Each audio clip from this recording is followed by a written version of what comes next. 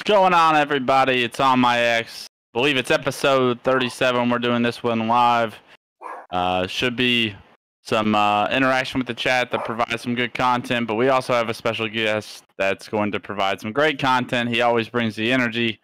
I'm going to wait for that introduction, though. So right now, it's just me, Faisal, and it's Hunter JJX. It's the typical cats. So far, it's what day is that of the week? Tuesday. I'm losing track.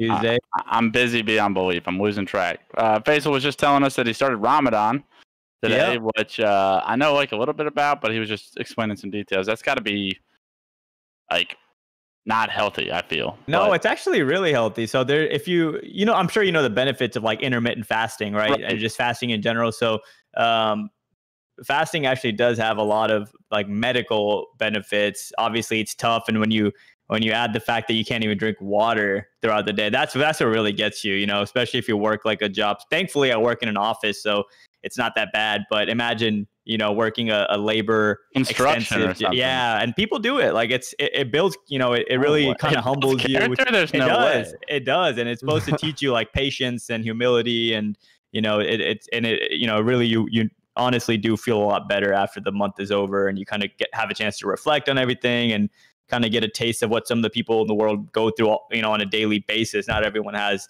access to clean water and a meal every day. So there's a lot of positives that come from it. And, you know, I'm just, you know, blessed and excited to have another opportunity to participate this year. But yeah, man, it's been a great week. We got a special guest today. We can't wait to get to talk to the guy. And, you know, we had the HCS Season 4 $10,000 championships this past weekend. Myself, Wes, not this past weekend. Yeah, it was this past weekend. Sorry. It was myself, Wes, Shyway, and Tony. We all casted the show, and it was a wonderful time. But Justin, how have you been, man? How was your week? This week has been solid. Last week was kind of crazy, kind of moving. We're in between a move right now. I'm at my parents' still. Just looking for new spots, but we were able to move everything out of the apartment. Oh yeah, what was the deal with that? So like you're obviously not in your normal spot, right? So you wanna, I don't know if it's up to you if you want to break down the scenario. Like we just had a really strange kind of creepy situation play out with my wife and the baby, and we just didn't want to. You don't want to take any risks when you have a kid involved. It was at an apartment, right? Yeah, it was at our apartment. Same apartment that I got my car stolen with all my guitar gear at. So it was just a number of things just leading up to it. And it was just like, man, we got to get out of here. So we packed everything up, threw it all in storage at my parents' now, kind of looking for what our next spot's going to look like. But man, like I hate moving. So it kind of sucks when you move all your stuff into storage. You don't get the satisfaction of like moving to a new place. It's like, man, I just moved and I'm going to have to move again probably in the next couple of weeks. So that's kind of a bummer. Just had a lot going on. Last Friday was my wife's grandma's funeral, so we were doing that all day. You know, it's interesting, man. I mean, don't take life for granted, right? And to me, it's always one of those things where it's kind of a bummer that it takes someone passing for families to get together and reunite a lot of the time. You know what I mean? So don't take your family for granted. You know, do what you can to stay connected with them. Don't let someone have to pass away to make things happen, you know. So that was kind of our weekend. So it was a long week. You know, long weekend. A lot of Halo stuff went down. We're going to cover it all. Obviously, Halo 5 and then the final Halo 3 and final Halo 5 tournaments. We don't know what's next, but kind of seems like we might be done. So, you know, we're looking to the future. But yeah, just really glad to be here. Faisal, Wes's face, he was just shook the entire time you're talking about Ramadan, dude. He's not about that. Well, I eat like 7 times a day, so yeah. I don't think I'll be very good at participating in Ramadan. For sure. Yeah. It throws off your, you know, it definitely can be, it is a big shakeup to your schedule and your routine, and it kind of forces you to adapt to like such an extreme scenario. Good things though, good things, nothing but great things to say about it. Is that a Hindu tradition? Ramadan? No, it's Muslim. It's Muslim. I knew it was one of the two. I couldn't remember which one. Okay, very cool. Yeah. So definitely, in case you guys are interested in it, I would highly suggest you read up on it and what it's all about and some of the. It's great, man. It's definitely something that it's just good for the soul, in my opinion. But all that aside, we have a special guest for today's show. Someone I'm very fond of. I'm starting to get to know more and more over the past few weeks and you know, months, I guess. Someone full of energy, someone the Halo community needed and is excited to have now. he was a part of the HCS cast this last weekend with myself and Wes. It is the man, the myth, the legend, Tony. Why not be casting? Why not be reckless? Welcome to the show, my man. Yo, what's up, guys? What's up? How you guys doing? Doing great, man. Thank you so much for coming on the show. We just went around the table, Tony, talking about our weeks. How have you been, man? How's your week? How was your week? My week has been absolutely hectic. It's been crazy, but as you guys probably know, it's definitely been a dream come true. It's been incredible. Yeah, man. I know we were talking about it a bit offline, but you were talking about, man, it's, everything's happening so quick. I was able to, get on an official Halo HCS broadcast, and just between us, you were like, oh, I'm a big fan of the podcast too. So I was able to hop on that right after. So a bunch of things kind of falling into place for you, right? Yeah, I've literally watched every single episode. Not a single one goes by. I'm pretty sure I've been on watched every live one. So that's that guy right there. That's what you love to hear. Chat, you hear that? Every single episode, no episodes missed. Tony, I could just see you cheesing the whole way through. Like I was watching the screen above me while we were waiting to reveal you. You're just smiling. I mean, bro, your energy, your positivity is contagious, bro. Thank you for bringing what you bring to the scene, man. And we couldn't be more stoked to have you on the show, brother. Nice. Can I do my intro? Can I do it? Go ahead. Yeah, let's do it. Oh, I can. All right. Yo, what's up, guys? This is Why Not Be Reckless, aka Why Not Be Casting, aka I'm kind of a freaking big deal. If you don't know, now you know. That's what I was saying. Oh, he has merch too. Deal. Link the merch store in the chat. I need to get me I'm kind of a big deal t-shirt. I'm trying to rock those on stream every day. Make that thing smell real bad. Bro, love having you on the show. I'm going to do what I always do and throw Wes under the bus. Wes, kick things off with a question for our boy. No, I'm kidding. We're not going to do that. We're going to jump right into the Halo 5 recap. But before we even talk about this tournament, I want to throw things to you, Tony. You're our special guest on the scene. I want to just give us a quick recap of kind of this season from your perspective, what you saw, some things that stood out to you in the Halo 5 Pro Series. In my opinion, this season definitely had its ups and downs, and I feel like everybody refers to I'm sorry, everybody knows I refer to as the Fantastic Four, and I talk about and it's Sentinels, Inconceivable, Cloud9, and KCP, and I thought it was really cool watching season 1 through 4. That everybody kind of had their shine. Sentinels came out the swinging, winning the first 2 10Ks and dominating season 1 and season 2 for the most part. Then Inconceivable came out of nowhere, and we started to say if this is matchups, if you will, man, Inconceivable matches up well against Sentinels. They even took a 10K. And then KCP come out season 3, the most practiced, the most prepared, take over season 3 week 1, and then Cloud9 not winning a single 5K all the way through season 4, win back to back in almost all 3 of the final ones. So everybody in the Fantastic Four kind of had their shine, but I mean Sentinels, 3 10Ks out of the 4. Yeah, they always show up, man. Those Sentinels boys. I wonder. Well, obviously it's skill, but at this point, it's just like they just expect to win. It's a mindset thing for them, and I'm sure all the teams in the top 3. I want to say the top 3, even though it is KCP has to be in there with their performance throughout the entire Pro Series. But for me, it's like Inconceivable, Cloud9, Sentinels.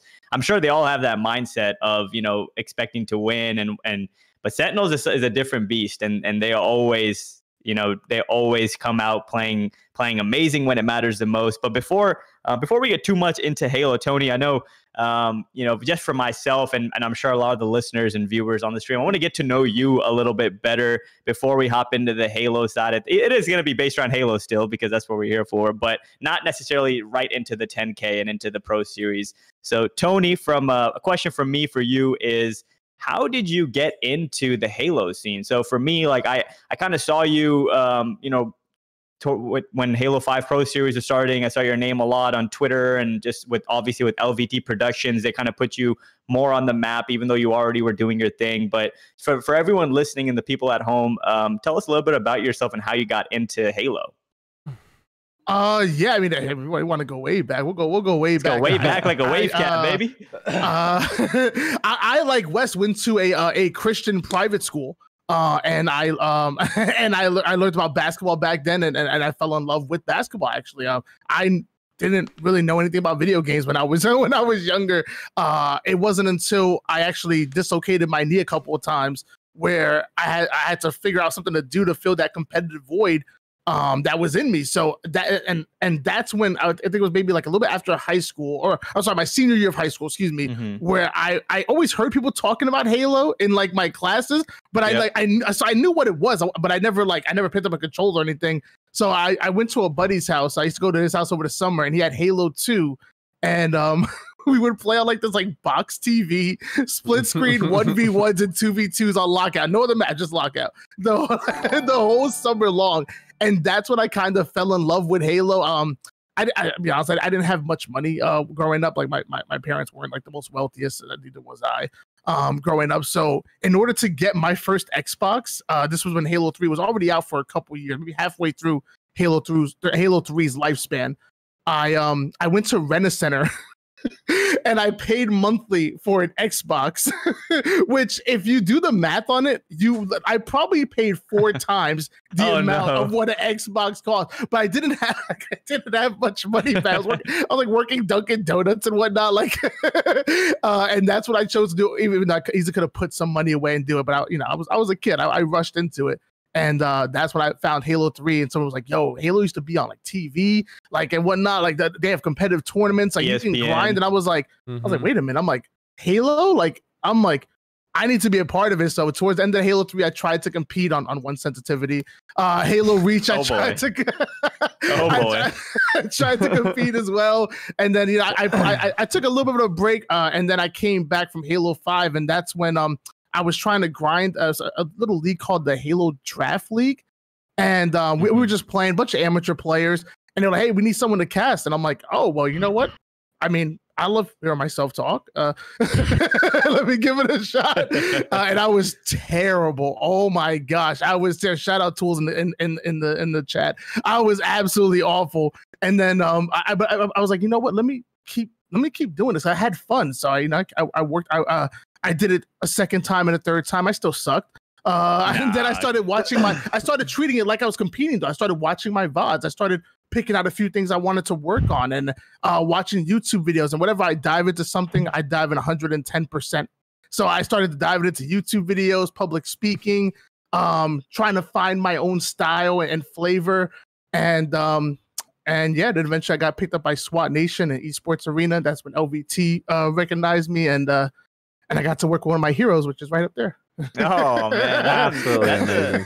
That's really amazing, man. And it's awesome to hear that whatever you put your mind to, you kind of similar to, I'm sure, a lot of competitors and Halo players. You fall in love with that, right? You want to perfect this craft. You want to improve yourself, your skill set.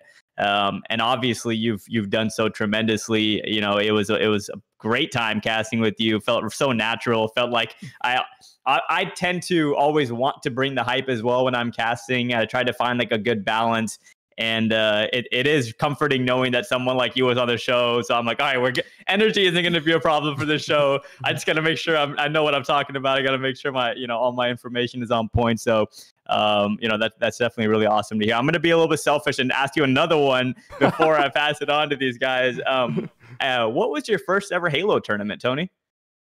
The first ever one I competed, and the only, like I said, I wasn't able to fly around like and all that. Like I was nowhere near good enough to be sponsored. So the first tournament I actually competed in on LAN, and the only one I competed in was HEO New Jersey Halo 4 alongside Saintly, Little Country, and Plague. And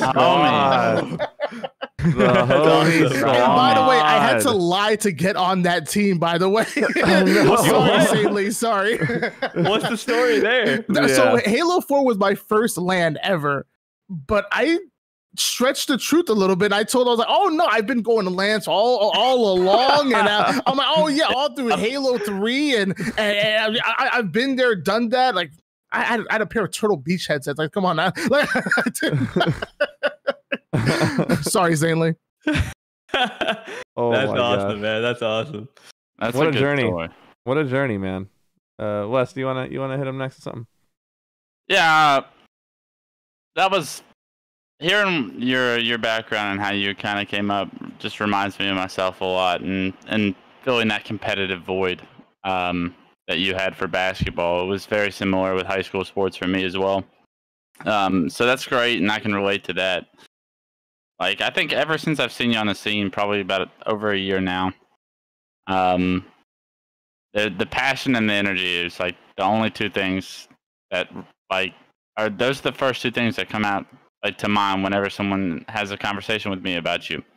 Passion and energy. I'm like, you can tell he loves what like he loves it. You can tell that he puts a lot of effort into it, and I feel like that's such a difficult thing for a lot of people to have. And when you truly are passionate and you love something and you're willing to like spend all your time and energy doing it, it seems effortless from you. I've got to ask you, like, what's the gym routine? What's the diet looking like? What kind of drugs are we taking for you to kind of have this amount of energy? Because it's not natural. And in all honesty, like, it's like to Faisal's point, like, we feed off that, man. Like being around you is just enjoyable. So I want to know, like, what motivates you? What gives you all of this energy? Do you just wake up on like with a nice 8 hours of sleep and say, like, this is my personality, or what's going on here? I mean, I've always just been, if like I said, whenever I dive into something, I literally give 100, even 110, 150, 200%. Like, I definitely become addicted to whatever it is. So like when it was basketball, like let me tell you, like I literally breathe basketball. I live, sleep, and eat basketball. And I just like between YouTube videos, between grinding, you know, practice started at 9 sharp. I was there at 8. Practice if we're doing a double, sometimes a triple double, and you know, practice ends at 9 o'clock. I'm there to 10. Like I'm like whatever, poker, for competitive tic-tac-toe, whatever it is, I dive into it and I almost get addicted. I almost get addicted to it. So it's not really so much. I promise, no drugs. For most people that know me, they know I'm scared of drugs. I never take an Addy or anything like that. Like I'm actually scared of like drugs because I have such an addictive personality. I take one thing one time and I'm done. So I don't even drink. But really, it's just like you said. You know, I guess if you love what you're doing, you know, you never work a day in your life. I was managing 2 Verizon stores at one point and working 6 days a week. 55 plus hours, then creating content 35 hours a week until one day I just walked in a Monday morning. I was like, yo, I hate it here. And like, and I like every time I was going to work, I was thinking about Halo. Like my mind, and that's when I know, that's the only time I know it's time for me to stop something. If I stop giving 150% to something, it's time for me to stop. Like my personality, I'm addicted to whatever it is I'm doing. So if I stop giving 150%, I need to stop doing that. So I literally walked in one Monday and I was like, I've been half, I don't know if I say the A word, but I've been half butting it every day I come in here, and that's not me. And I was really upset with myself. So I literally just randomly quit, and I was like, I'm gonna pursue content creating full time and see what happens. Was that now? And I think this is a great question to ask because I'm sure a lot of people can relate and kind of are in that boat where they're kind of, I don't want to say stuck doing something they don't like, but they're almost in this pattern of just being content with what they're doing rather than like striving to try to do something they love. And for you, you said you were managing these Verizon stores, right? So it's not like you were just kind of, you know, going in and part-time. You had responsibilities. You were like a kind of a vital part of that operation. What and how do you make a decision like that? You know, did you weigh your options? Did you write it down on a piece of paper? Did you just know it was the right decision? But how did you know that it's time for you to stop, you know, say going to work at Verizon and pursuing content creation and Halo full time? Well, first of all, no matter what, you need to have some kind of backup plan. I'm not like, I stopped spending money. I stopped spending money completely. I literally did. I stopped spending. I'm a big time spender. And I just started saving everything, throwing everything in my Robinhood account, and my Acorns account, and my Stash account, and my investment account. So I had a little bit to sit back on. Plus, if things get tough, I have another job lined up where I can just start whenever I want. And plus, it's working from home. I get to pick my own hours and stuff. So I'm I have a backup plan. So, I mean, obviously, I recommend that if you guys are passionate about anything, and I always say, hey, shoot for it, see what happens. But also, you know, make sure you're planning things out and whatnot. Make sure, you know, if the best way to find a new career is when you're already in one, you know, like there's less pressure on you. You interview better and whatnot. Obviously, if you know you're going to think about switching careers, start saving your money. Start and think about like, hey, look, I need to live, you know, 1, 2, 3, maybe 4 months without making any other form of income. Always have a backup plan. But I would really say that, like, I mean, like Wes has said it multiple times. You hey, YOLO, right? You only live once, and I didn't want to spend every day of my life going into managing retail and just being miserable every single day. And I'm just like, there's something else out there for me. Like I feel like whether you guys are religious, whatever you guys believe in and whatnot, I believe there's something more for me. Like I was put on this earth for something greater, and I want to find what that is. Come preach, come preach, man. Love that, Tony. Love that. Sounds like you're you hyped up on the Holy Spirit, dog.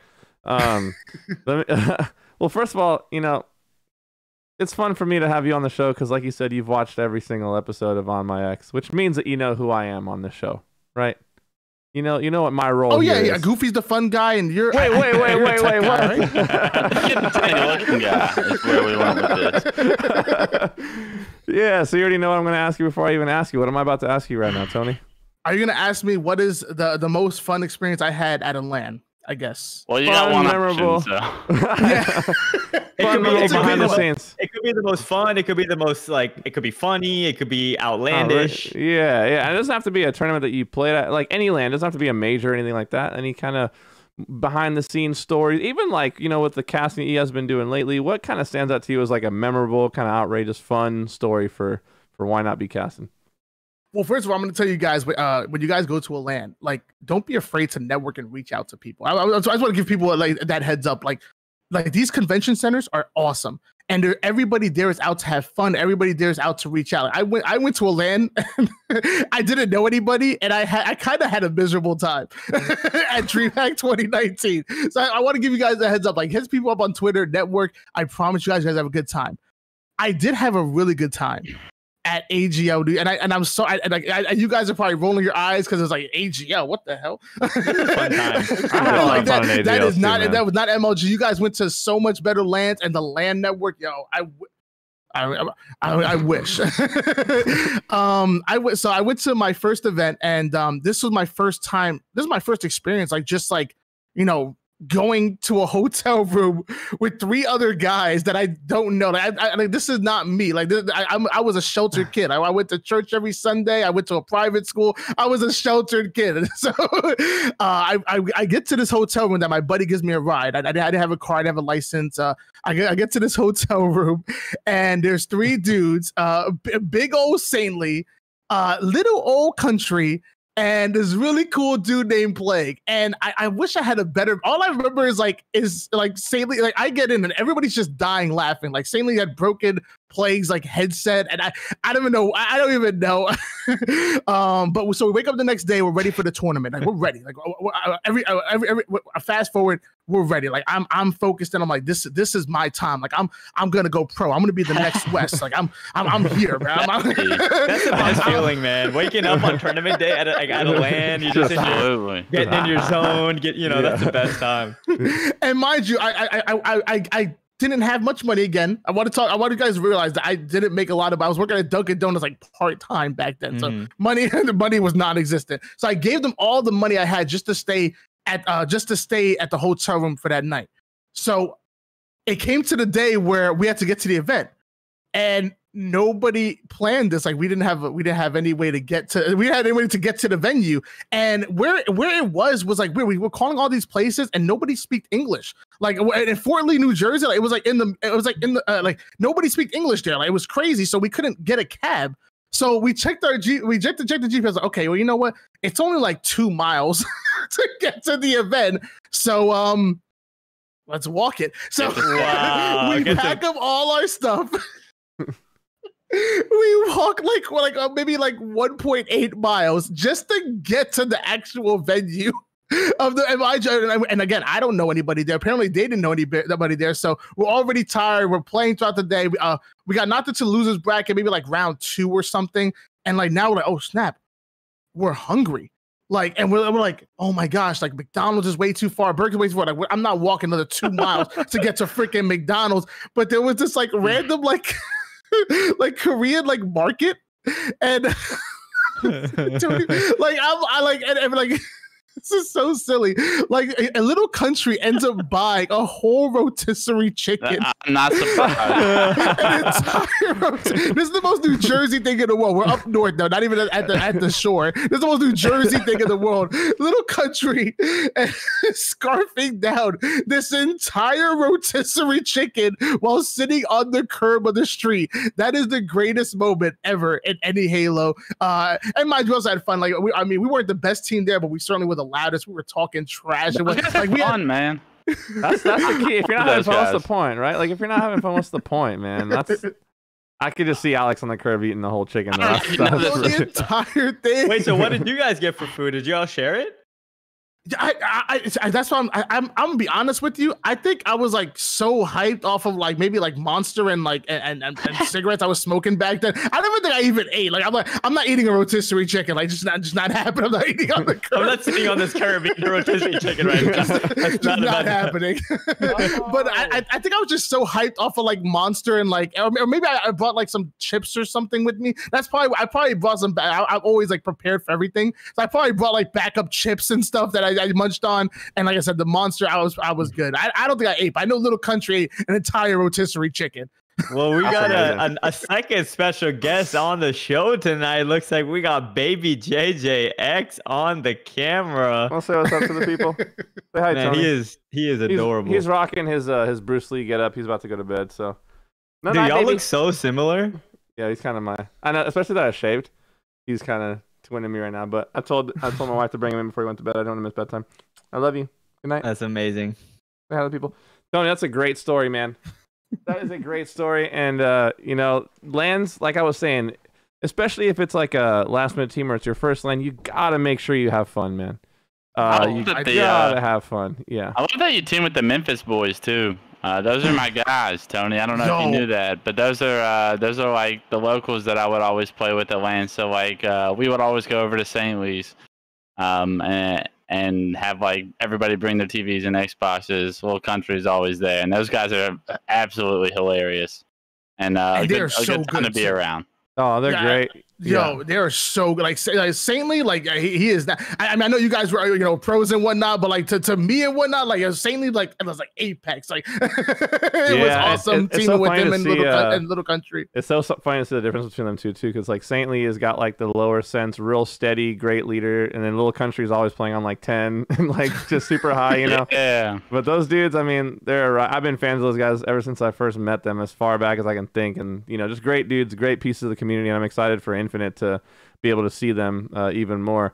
I think we should transition a little bit here, Faisal, into the H5 Pro Series. What do you think, man? Yeah, no, let's do it. I mean, we just saw what could potentially, it feels like it's the last Halo 5 Pro Series with Season 4. We saw that conclude. Wes, I'm going to throw it to you first for just give us the brief overview recap of what we saw this season for Halo 5 Season 4.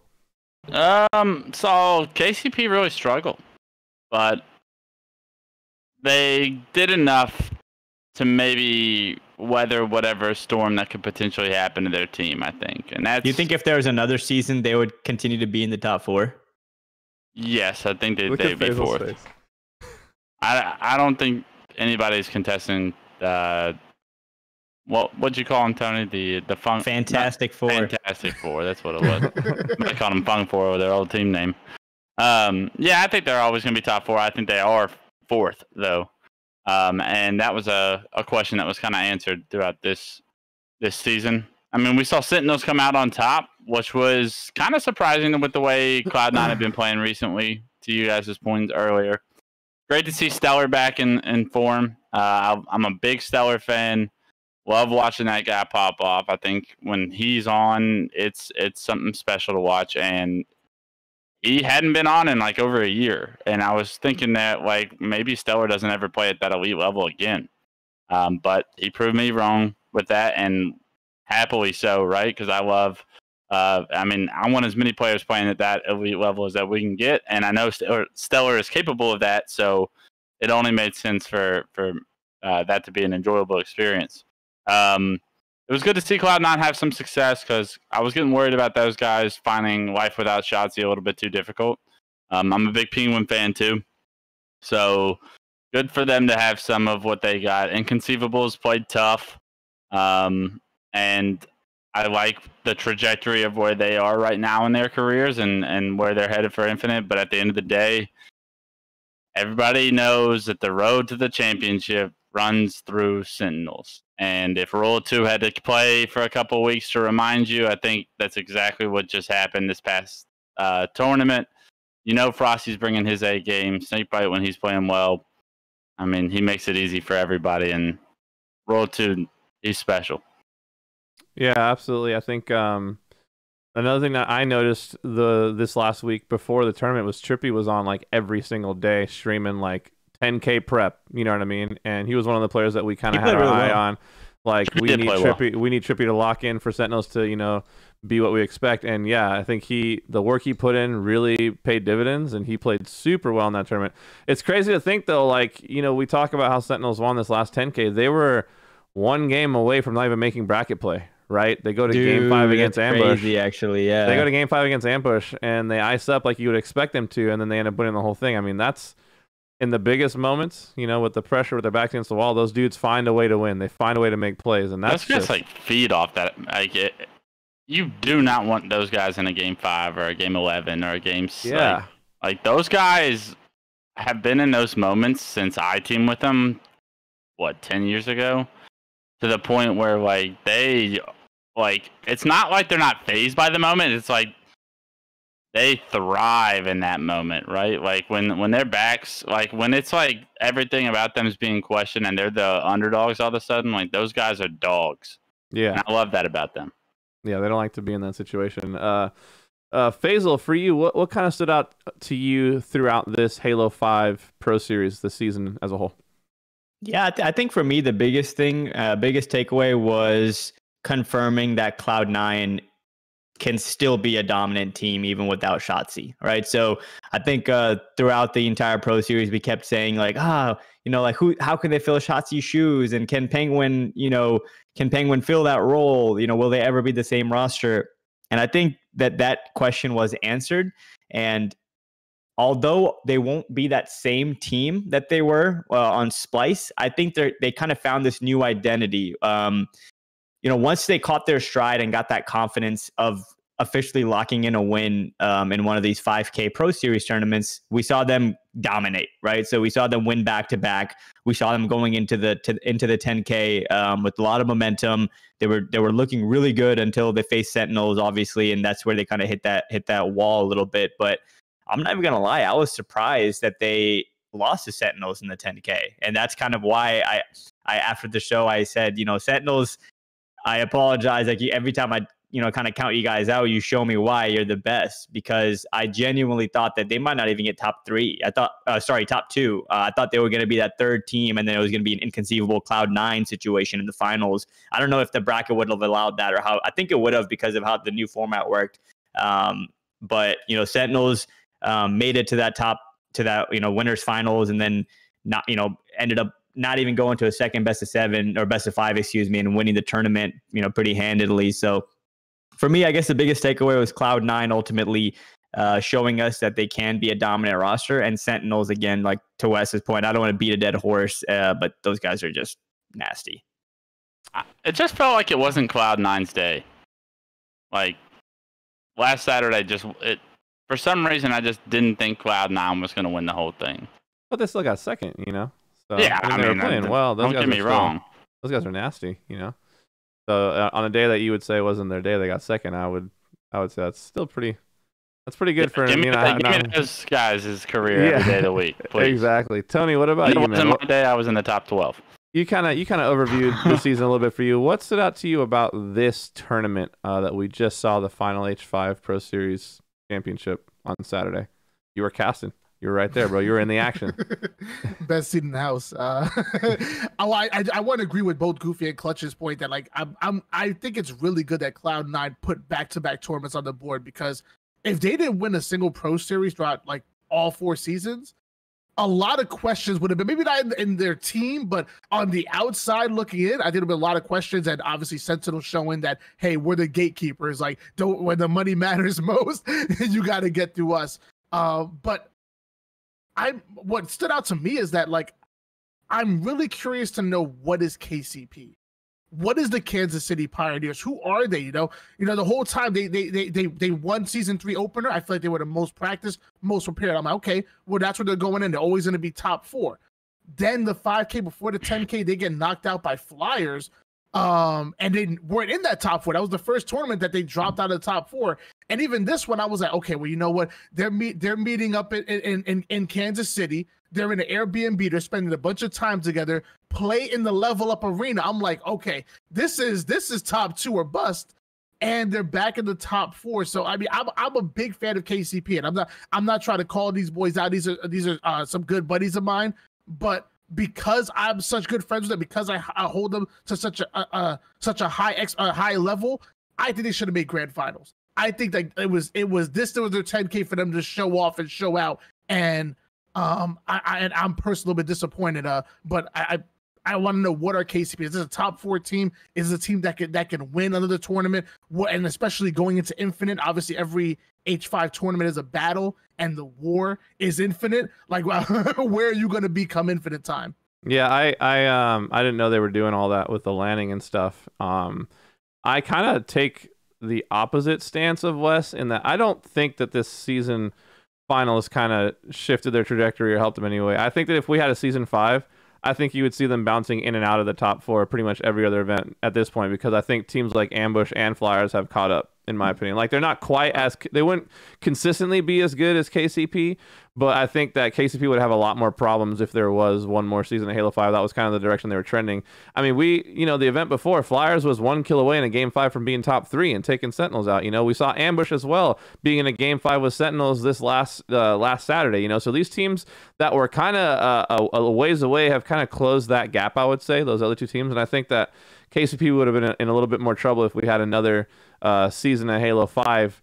And like you said, I mean, if they were landing and stuff and they were still kind of relegated to that 4th position, I mean, a team that's already won, that should put you over the top, right? I mean, being all in the same place, having that, like, there's so many advantages to that. I would expect at least a finals berth in that situation. Yeah, I don't know. I don't know what the vibe for KCP is. I don't know what their future looks like, but maybe the best thing that's ever happened to them is there not being another season of Halo 5, right? Because after winning one, there's nothing more painful than losing after having already tasted that type of victory, And so, I don't know, man. Faisal, what are you thinking? Did I can see? And you know what else we didn't touch on is the fact that Cloud9 actually lost to Falling Esports in the group play. That's just who they are. I don't care, bro. They lost 3-1 to Falling Esports, and then they were playing against Case. No, who did they play in the? Was it Ambush or was it Flyers? It wouldn't have been Ambush. It would have been Flyers, I think, right? Yeah, but either way, they played Falling Esports twice. They got knocked. They got knocked into elimination by Falling Esports. Then when it came to advance, then they were 1-1, and they had to play Falling Esports to advance to bracket play, and they beat them the second time. Yeah, they 3-0'd them. They got their revenge. They got the. Yeah, no, but yeah, that boys struggle. Like, I don't know how much attention you paid to like throughout Halo 5, but like it was a continuous story of Splice starting slow and Splice not really playing well on Friday, and Spice struggling with the top 12, top 8 teams on Friday, and then all of a sudden you'd be like, is Spice going to get top 6? And I'd be like, they do this it literally became in every tournament to a point where it was like on Sunday, they'd be by far the best team in the game. And it was like, they just ramp up. It's like they always start slow. Yeah. I wonder what causes that. Like, go ahead, Faisal. Yeah, it's and I remember that for sure, and that's true. But like losing that series 3-1, maybe if it was close and they went to game 5 with Falling and then beat them, we're like, damn, that was close, but they won. But the fact that they got 3-1 early, I was like, ooh, hold on a second. And then we saw Sentinels also struggle a bit in group play. So the two teams that were in the finals were actually the ones that were struggling the most. We saw KCP and Inconceivable make it out, with no problem to the bracket play.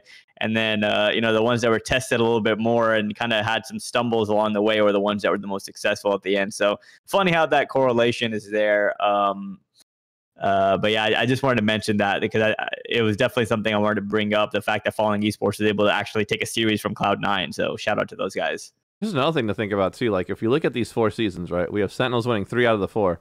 It took Boo Dubu and Inconceivable possibly playing some of the best Halo 5 we've ever seen in history to even have a shot at beating Sentinels in that one that they lost. You know what I mean? Like we potentially, if that goes differently, have a different story of Sentinels literally sweeping the entire Pro Series in the biggest tournaments with the most money. It's like sickening at this point, honestly, how those dudes are able to just put it together when it matters the most. I'm actually pretty surprised Inconceivable didn't win more. Mm-hmm. That team, before Halo 5 Pro Series started, that team was running stuff. Like Reach, like that core H2A was running Reach, H2A. Like they were in almost every finals. They had tons of tournament wins. Absolutely. Like those guys were nasty. And it was almost like when I knew we were going back to Halo 5, I almost like figured that, all right, well, these guys are going to lock this one down. Mm-hmm. And they kind of almost stepped back in a sense. Like, maybe not step back totally, because they still played in a few finals. They won one.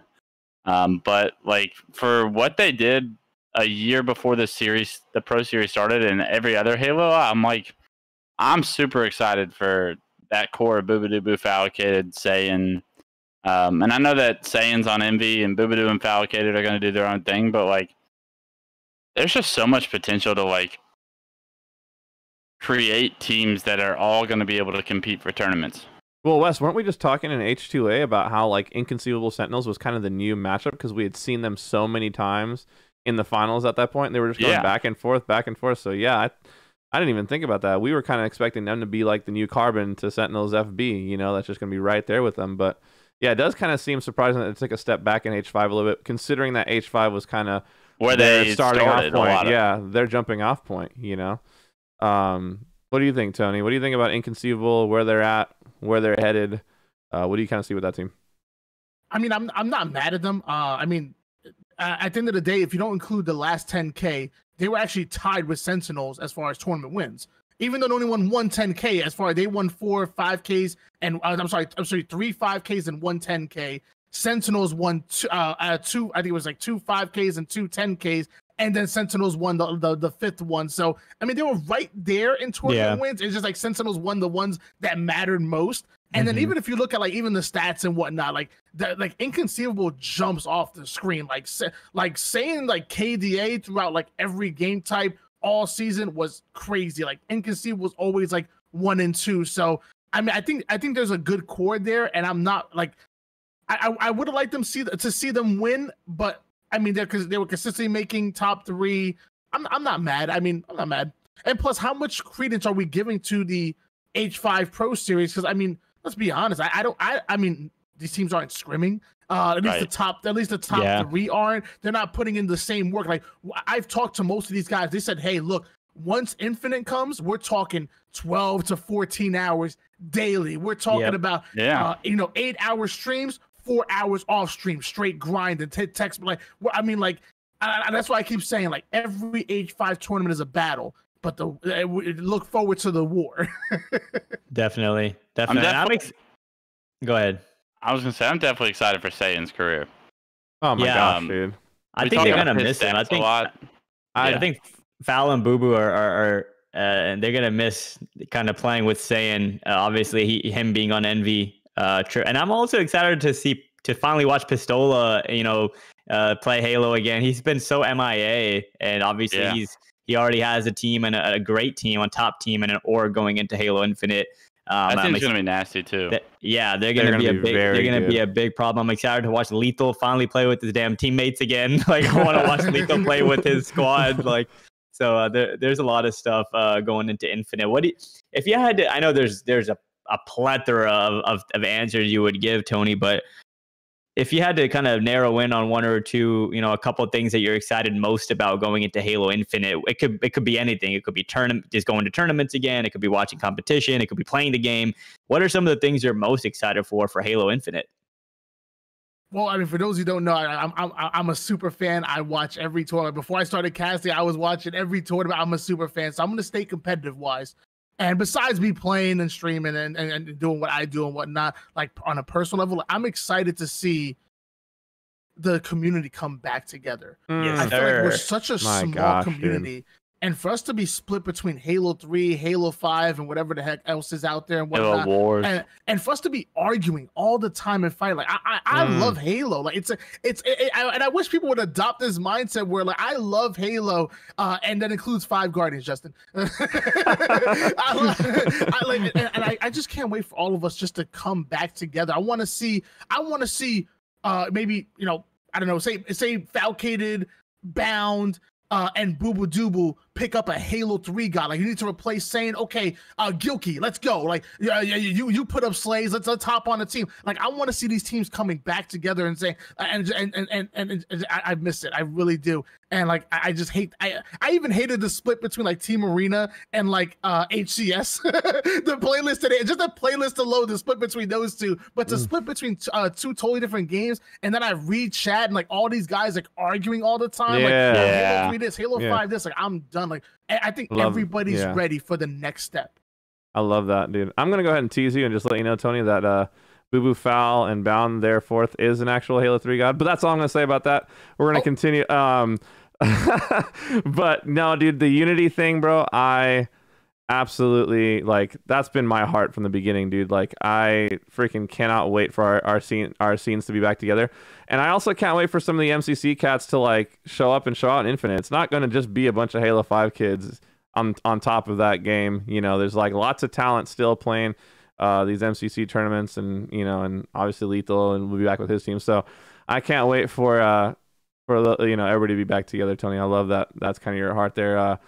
You know, Faisal, I think we can ask you kind of the same thing. What for you are you looking forward to the most heading into Infinite? For me, just on a personal level, this is the first time my Halo game's coming out, and my mindset isn't towards competing. It's just towards understanding the game, improving my commentary skills, transitioning more to like a personality / content creator, and kind of having a different mindset, right? So obviously from like a community standpoint, there's a lot of things to be excited about. You know, I think you guys touched on them great, you know, wonderfully. Just getting the community back together, you know, just tournaments, watching all these top players go at it. That's all so true. But just personally, I'm excited for a Halo game coming out in 2021 where Twitch is so big, YouTube is huge, making content is such a big thing. Like, just everybody trying to, you know, not make a name for themselves, but kind of make a difference in terms of content, be unique, you know, be consistent. So a lot of personal goals for me ahead with Halo Infinite. And I know, you know, there's a lot of improvements I need to make in my personal life, and just kind of mentally getting in the right space as far as preparing beforehand, because it's a grind. You know what I'm saying? Obviously it's fun, and we're all going to love it, but you really have to be prepared. You have to have like a structured approach with how you want to build your brand, with how you want to kind of advertise yourself. And there's a lot for me to improve on, a lot for me to work on. So I'm just looking forward to the grind and kind of bettering skill sets that I haven't really worked on as much, you know, compared to how much I've competed. Now I'm finally transitioning into working on my commentary skills, improving, you know, content and stuff like that. So that's probably the thing I'm most excited about.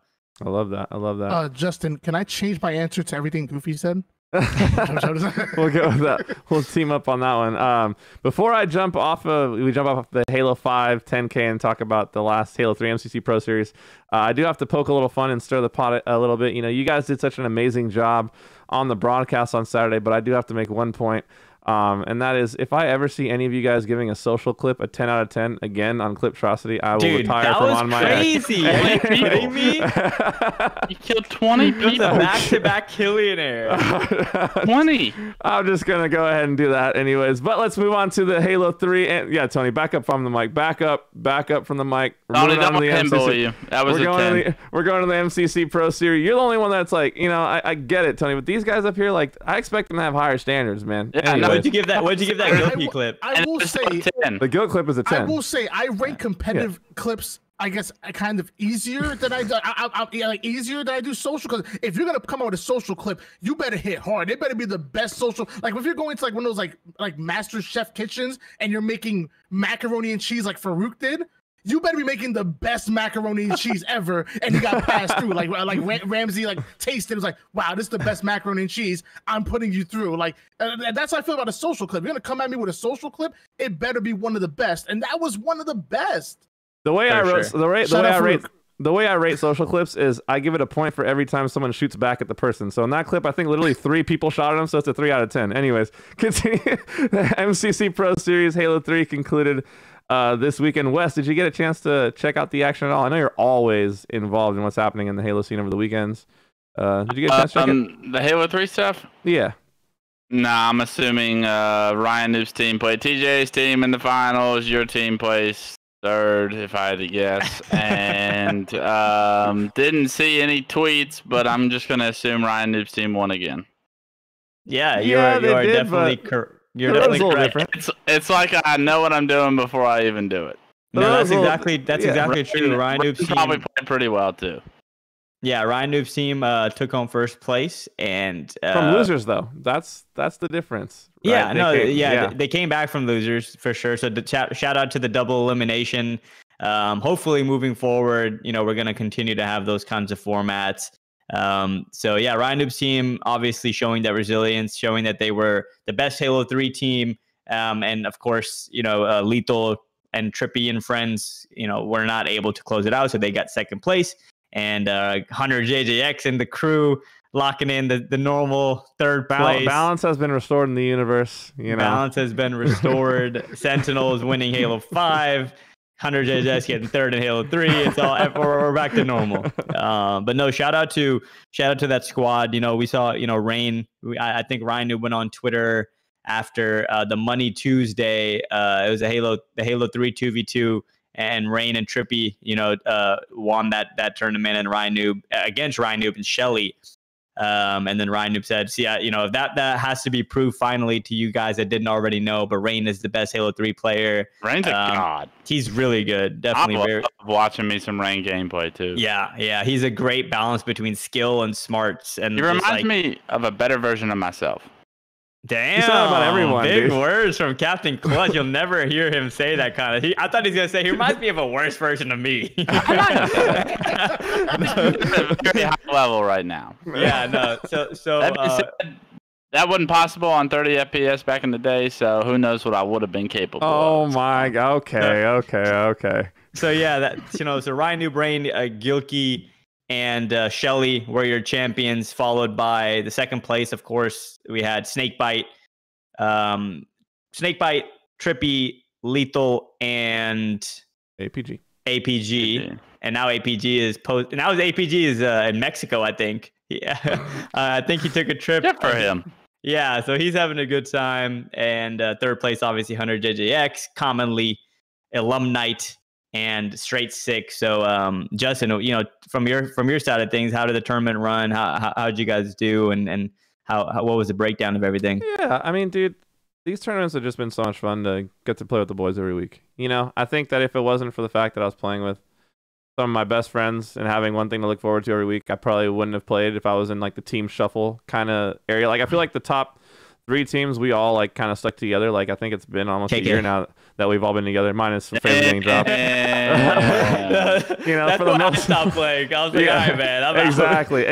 Outside of the top 3, like everyone was in like that shuffle. Like every week there was different versions of every roster, kind of like.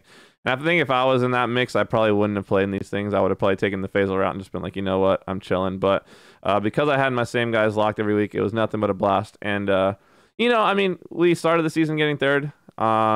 we had a little bit of a slip. The last 2 weeks we got fourth, and then ending out third. It's like, okay, cool. Like we ended where we started, and I think this week was the best that we played by far. I mean, the series against Sentinels that we had was like a nail biter. We pushed pretty hard in that one, and I was happy with the way we played. And then against all the other teams like that were below us, not really any close series except for we went to Game 5 against Ace's team. But outside of that, we kind of dominated the way we expect ourselves to, and we played the way we would want to play. So it was fun, man. And like I said, it was a blast to have these things to look forward to every week. I think that when LANs come back, like no matter what, we need to find a balance between having regular competition and having these big LANs that we're waiting for, right? Because I think if we're waiting a month or two looking forward to LANs, that would just kind of be a buzzkill after having tournaments every week like this, where we get to have so many tournament match like reps, you know? Tony, did you get a chance to check out any of the H3 stuff throughout this? I know you're a Halo fan. Like you said, you're always watching. Yeah, what was kind of your vibe, bro? I definitely I had no clue how good Antimatter Gaming was. I knew they were always gonna be a good team and always gonna be up there and place decently, but I was really watching this week and I was like, okay, like these boys are doing their thing. So shout out to Antimatter Gaming. And I'm also happy for APG. I mean, he's been on Facet's payroll for probably the last 18 weeks. So he probably had some sick time and maybe some vacation time accrued. So he's using that in Mexico. Hope you're having a good time, bro. Absolutely. Yeah, Antimatter. I mean, those guys, they're solid. I'm looking forward. Like I said, those are some of the cats where it's like, you know, I would love to see Infinite, you know, hopefully they put in the work and are able to kind of make a name for themselves there. You know, they you know, played catch up in Halo 3 and, you know, they've been doing well every single week. You know, there's so much talent on the MCC side of things, period. You know, we had Blaze and Reliable teams. We had all these players I think about were like, dude, if a player like Blaze or Reliable lock in early on Infinite and are grinding, they could easily find themselves in a top 8 position, right? Like the talent is there, you know, they just have to put in the work. And so I don't know, Wes, what do you kind of think about the hidden talent, not hidden talent, but the talent that's kind of been lurking? Are you feeling hopeful about it? Or you kind of just think it's going to be more of the same in Infinite? What do you see happening? I think it just comes down to time and effort and commitment. Commitment. I don't know if we'll ever see Blaze or Reliable really get back to where they once were. Because they're older, they have more responsibilities. I know Reliable has kids, for God's sakes. Trying to balance all of that while trying to give it your all. Very, very, very, very difficult. So as far as Infinite and the talent that we can kind of expect, I already know that there's going to be some young kids, some up-and-comers, some people you already know about Halo 5 that maybe placed top 32, 24, whatever they were. Halo 3 kids nowadays that have just been grinding that. The ones that put in the time and the ones that put in the effort are going to be rewarded with improving their gameplay and getting to a place where they weren't before. It happens every time a new Halo comes out. Look at me, look at Faisal, look at we're products, right? I was probably top 48, top 32-ish when Halo 2 ended. I didn't go to tournaments, but I was a 45 in hardcore. I kind of knew where I stood in the scene in a sense. Halo 3 came out, put all the time in the world into it. First event, I'm top 16. It's a ladder. You got to make these it doesn't all happen overnight like it does for someone like Frosty, Snipe Down. Yeah. But you'll see some individual skill come out of the woodworks here with a lot of time and effort from some of these kids. And that's what's pretty exciting to me is that there's some people out there that are going to be able to start connecting the dots on how to play good Halo and that have some individual skill that's going to get better with the more time that they put in. Those kids are going to come out the woodworks. And you got to be paying attention because the Royal 2s of the world, they were nobodies until they were very quickly somebody. Absolutely. Definitely. And to Wes's point, yeah, go ahead, Tony. Go ahead. Go ahead. I just wanted to double down on what Wes said and even take it just a slightly different direction.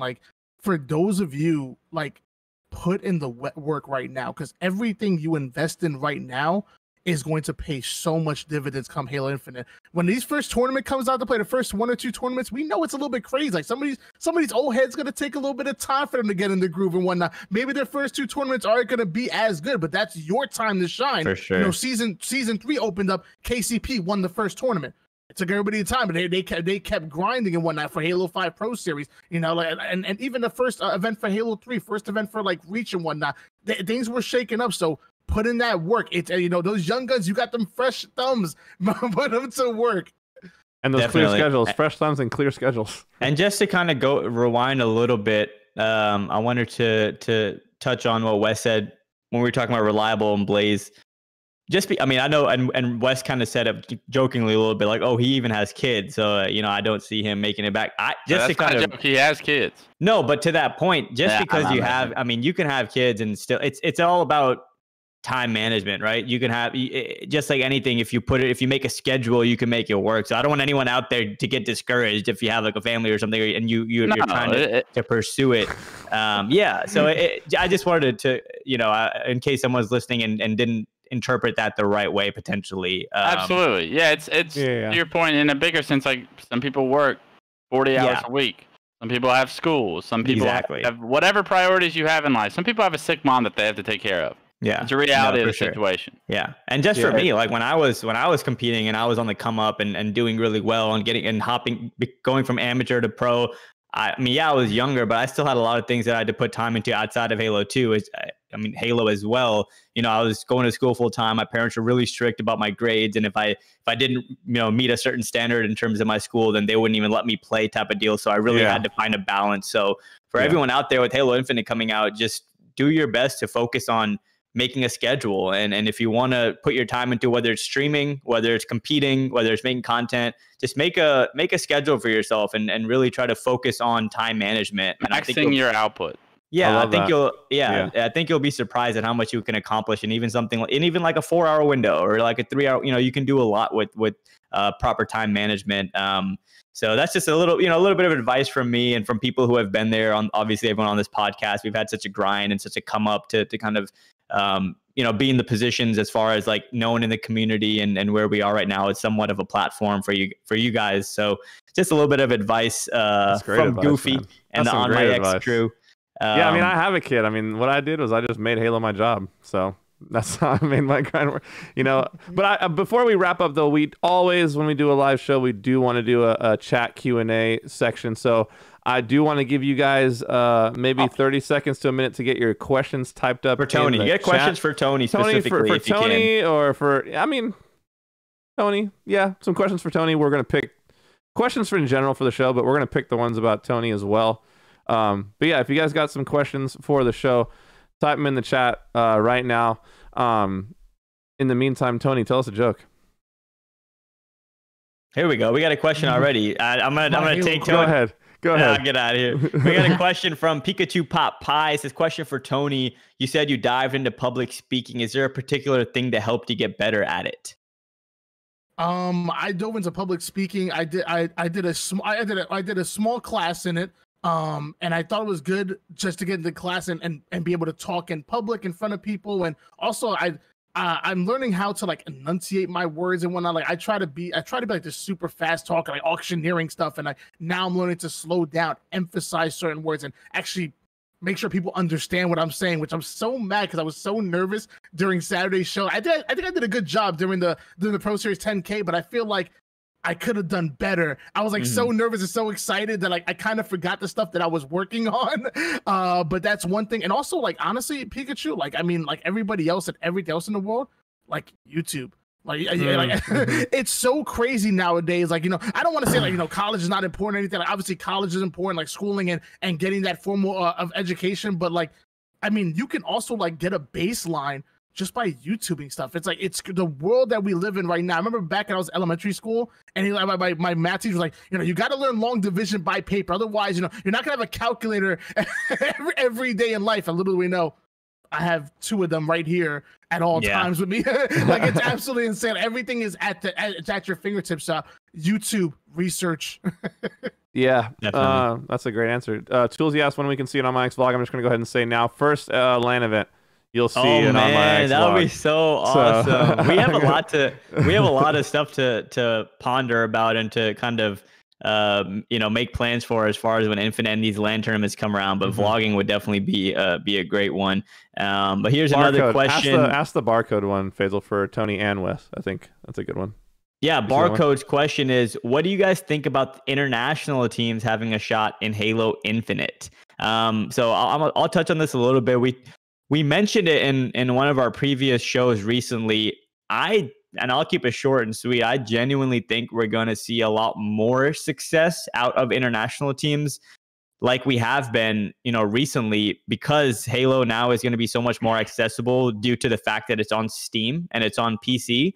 And I feel like a lot more people internationally have access to PCs as compared to like an Xbox, right? So I think for that reason, we're going to see more success out of international teams just because it's so much more accessible now. And that just goes for the Halo community in general. I think it's going to grow. We're going to see production. We're going to see, different volume of competition from other parts of the world because of how accessible the game is now.